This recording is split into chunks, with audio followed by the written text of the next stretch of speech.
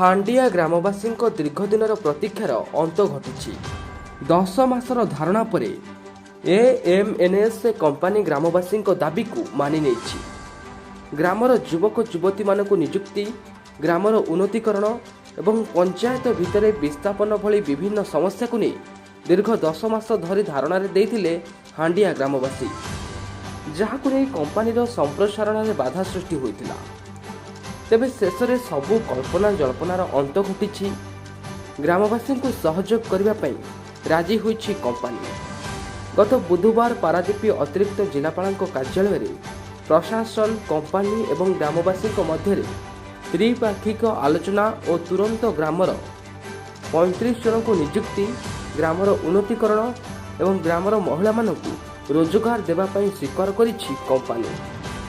तेबे गतकाली आलोचना श्रमिक नेता बापी सर्कल नेतृत्व में हांडियार समस्त मुरबी पारादीप अतिरिक्त जिलापाल कार्यालय में उपस्थित रही।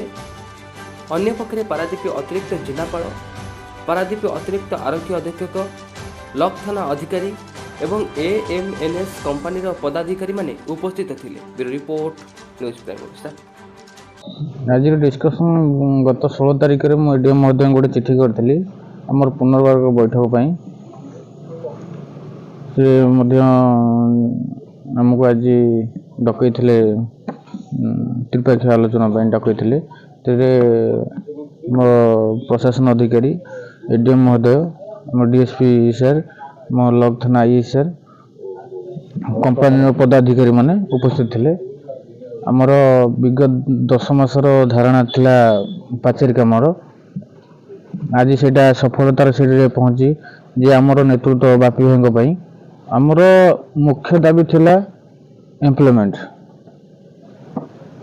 थिला।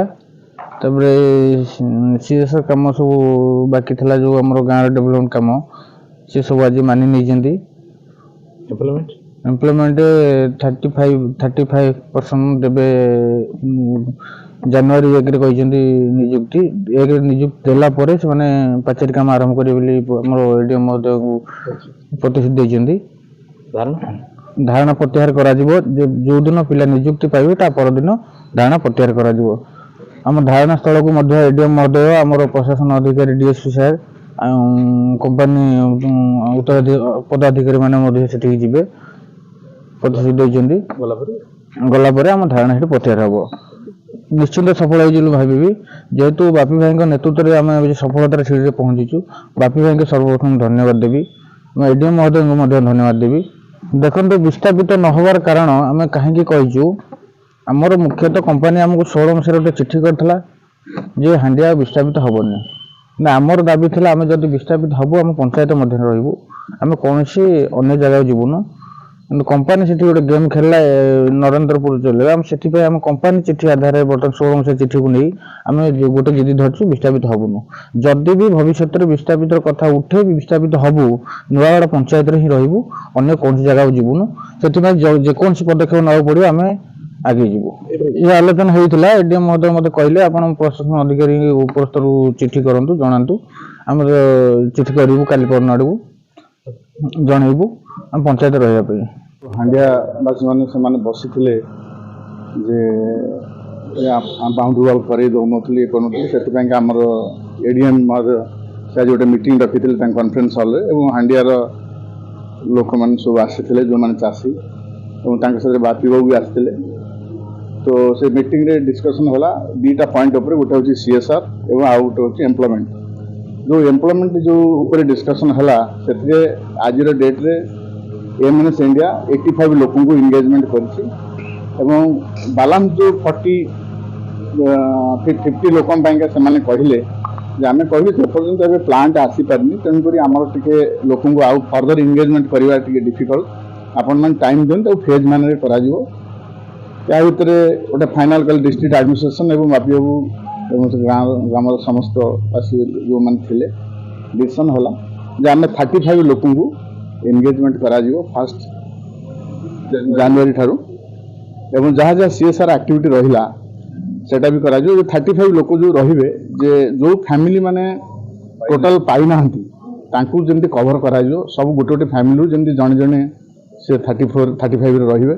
କାଲି ଯେମିତି କିଏ ନ କୁହେ କି ନାହିଁ ଅନ୍ୟ ଫ୍ୟାମିଲି 2 ଜଣ ରହିଛନ୍ତି ଆମ ଫ୍ୟାମିଲି କୌଣସି ଲୋକ ରହିନାହାନ୍ତି, ତେଣୁକରି ତାକୁ ସେ ପଏଣ୍ଟକୁ ଆଖି ଆଗରେ ରଖି ଟୋଟାଲ 35 ଲୋକ ରହିବେ ଏବଂ ସେ ପଏଣ୍ଟକୁ ଟେକ୍ କେୟାର କରାଯିବ। ଏବଂ ଆଉ ଯେଉଁ 7 ଜଣ ରହିଲେ ସେଟା ଜୁଲାଇ ପରେ ତାଙ୍କୁ ଇନଗେଜ୍ କରାଯିବ। ଏବଂ ହାଣ୍ଡିଆର ଲୋକମାନେ ଯେଉଁ ସବୁ ବସିଥିଲେ ସେମାନେ ଡିସିସନ୍ କଲେ ଯେ ଫ୍ରାଇଡେ ଠାରୁ ସେମାନେ ବାଉଣ୍ଡରୀ ୱାଲ୍ କାମକୁ ଷ୍ଟାର୍ଟ କରିବାକୁ ମାନେ ସେମାନେ ଉଠିଯିବେ ଏବଂ ବାଉଣ୍ଡରୀ ୱାଲ୍ କାମ ଷ୍ଟାର୍ଟ ହେବ।